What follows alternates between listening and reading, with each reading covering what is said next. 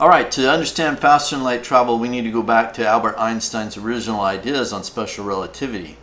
In 1905, he produced four groundbreaking papers, one of which he introduced the concepts in special relativity. Now, Albert Einstein formulated his ideas by assuming that the speed of light was constant and that everyone who measures the speed of light needs to come up with the same measurement. Now the speed of light travels roughly 3 times 10 to the 8th meters per second. Albert Einstein wanted to imagine what a photon would look like if he were on his bicycle and he started pedaling and going faster and faster. To understand this better, I'm going to introduce a slightly different scenario than what he originally thought of. So let's imagine that there are two spacecraft in orbit and that they are at a set distance apart. Now, we're going to imagine that a laser beam shoots a light pulse from one spacecraft to another spacecraft, then it bounces back and returns to the original spacecraft that emitted that light. So I have a little animation here that we'll watch.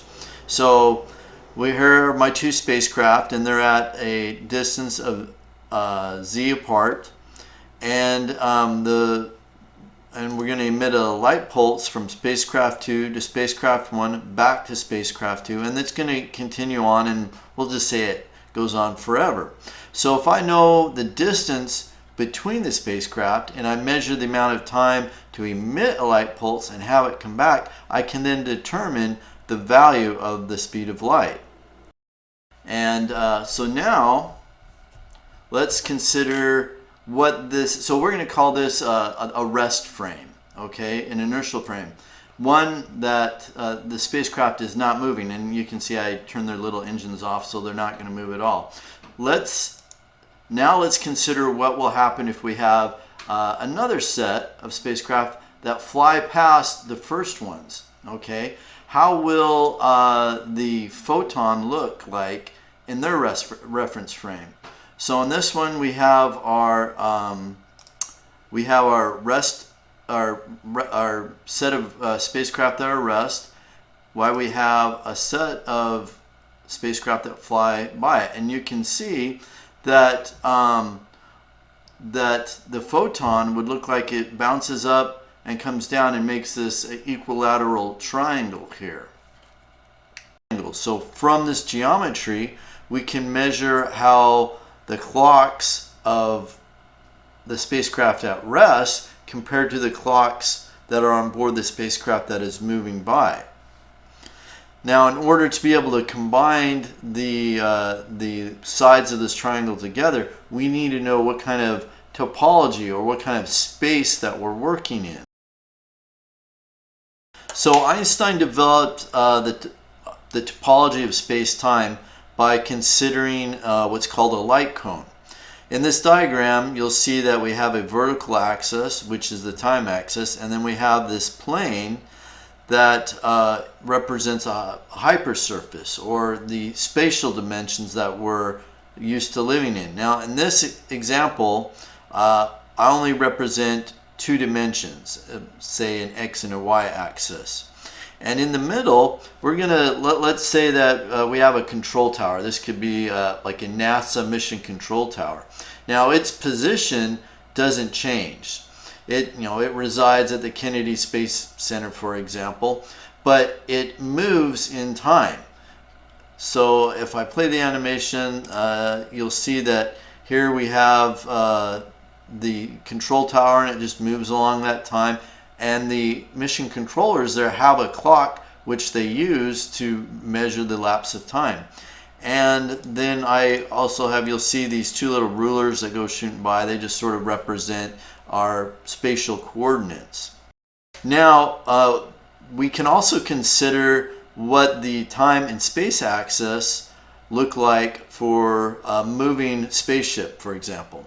So here in this animation we have a rocket ship. Let's say it launches off from the Kennedy Space Center, and in a space diagram, the time axis is going to be slightly skewed relative to the clock that is at NASA's control center. Also the axis that or the distance that astronauts are going to measure on board the rocket ship will also be skewed. Now, for spacecraft that move at less than the speed of light, this time axis, and you'll see it labeled here as time prime, will reside inside the light cone, whereas the space axis, or the distance axis, is going to be outside the light cone. Now, to determine what kind of topology we are going to use to relate the sides of our triangle together, we're going to make what are called time slices through the light cone. So here's our light cone, and I have time intervals set along the time axis. So for example, this first clock, that would represent 0 time, clock 2 represents, say, 1 second, or whatever unit you want to use, some interval of time. Clock 3 will be the next interval, and so forth. Now we can slice the time axis, and you can see it makes spherical or circular slices through the light cone, and that's kind of like it's similar to like throwing a rock into a pond, and you get those ripples that move out. In this case, each of these circles represent how far light has traveled from the source. So in this case, if we emitted a light pulse at our control tower and it emanates away, we're going to get constant rings of light moving from the origin on outward. Now, taking these light cones, we can go back and look at how the light pulses shift, and we can relate the vertical axis of our triangle to the horizontal axis. So once again, here we can see that as the spacecraft moves, we get a vertical light pulse going up, as well as a diagonal light pulse that is intercepted from one spacecraft to the next. So using the Pythagorean theorem, we can relate each leg of these triangles together, and then see how the time measurement for a stationary observer relates to the clock or time on board a spacecraft.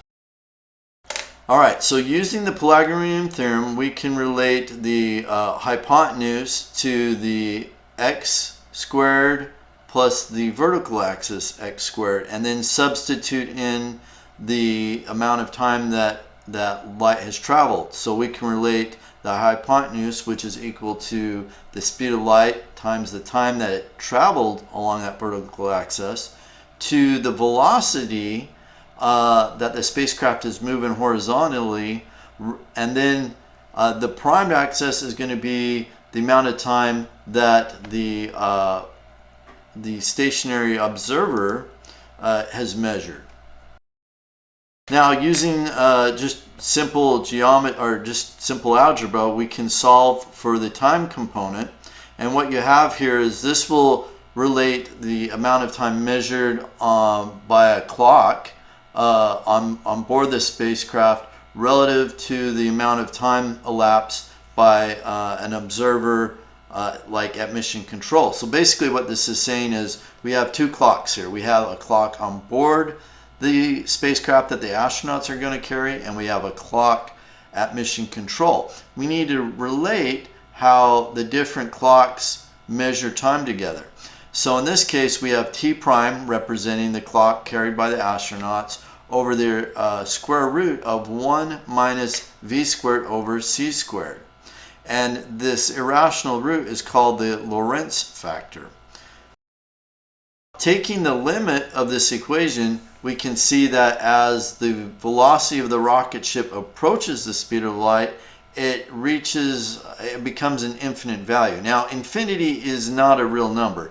It just simply means that our physics has started to break down. So this led Einstein to believe that nothing can travel faster than the speed of light, or it would take an infinite amount of energy to reach the speed of light.